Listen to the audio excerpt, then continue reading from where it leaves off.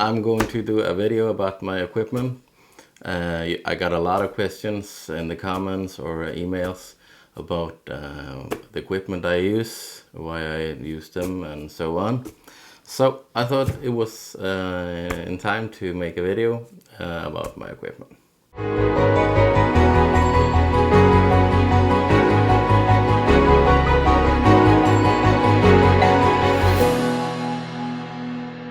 Instead of doing a video about all my equipment in one single video, I'm going to separate it in different parts so they aren't that long. So I'm going to talk a little bit about my lenses, my camera, and so on. Today I got my 300mm. This is a lens that I bought 2.5 years ago. Really awesome lens. For you guys who have seen the video of my journey, you've seen that before that I had the Sigma 300 2.8, and that was a good lens as well, but it wasn't that sharp in 2.8. I needed to have 3.5 or f4 to get the most of the sharpness. And also there was a little bit hunting in the autofocus. So I came over this one here. This is a used lens because this is the Nikon Af-S Non Vr. It came in the year 2000, I guess. So you only can get it used. I tried it out and the sharpness was really beautiful. So the sharpness in all the picture areas, I see that in the Sigma it wasn't that sharp in the end, in the edges. So but this here is sharp overall, and also was better at autofocus.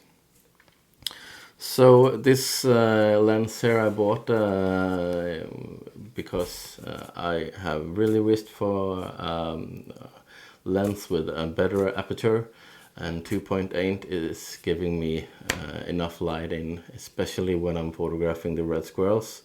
I need that extra f-stop because I need to have fast enough shutter speed to freeze the action. The times when I'm using this lens here is, like I said, most of the times in the hide.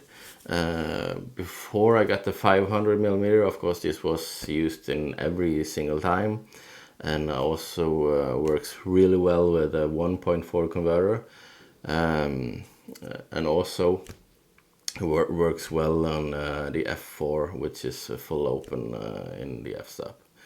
It's really sharp, and the only thing that I had to do when I bought it, and also together with a teleconverter, is to fine-tune the autofocus with a lens cal. I might do a video about how you can do a lens cal if you're interested in that. I put a link in the description below so you can see how the lens cal is looking. So, alright, when I done that and everything is spot on, I used it for everything. But now, as I have a 500mm with longer range, I mainly do this in hide photography when I know that birds or animal is closer to me. So and also especially, like I said, with the red squirrel, when I'm photographing in the forest, the light is really poor and I needed the extra f-stop to get enough shutter speed. And also with birds of prey that you seen in the last video, it's a really great lens to use, also because many times there can be really dark if there is overcast, and in the winter time the sun doesn't rise that high, so I got much more shutter speed. And also if I want to have the flight shot, if I'm not sitting in the low hide and I want the flight shots, it's good to have a little bit less range than the 500 just to get a wider perspective and more easier to get the bird in the frame. So this is a really fast autofocus, a light lens that is not that heavy as the 500, and that also is a good thing. So the only thing that this is lacking, in my opinion, is the VR.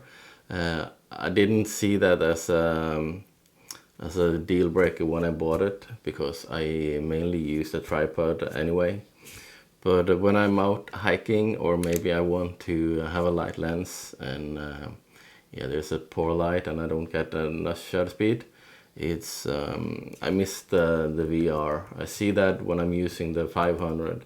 It's really great to have that VR. So I might switch this here for a VR in the future, but for now it's good enough.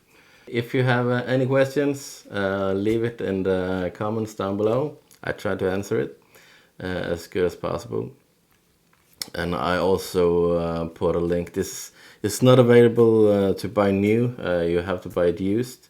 I try to find some used in Amazon, and I can put a link in the description down below. If I didn't find, yeah, you don't find the link. But yeah, it's a really great lens. Really recommend it if you're just starting out as well, because it's not that expensive as a new 300 2.8.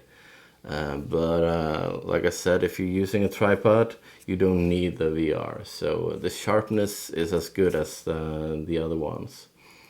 So this is a good starter lens, easy to carry around and can use in any situation, and also works awesome with the 1.4 teleconverter. Alright, that's good.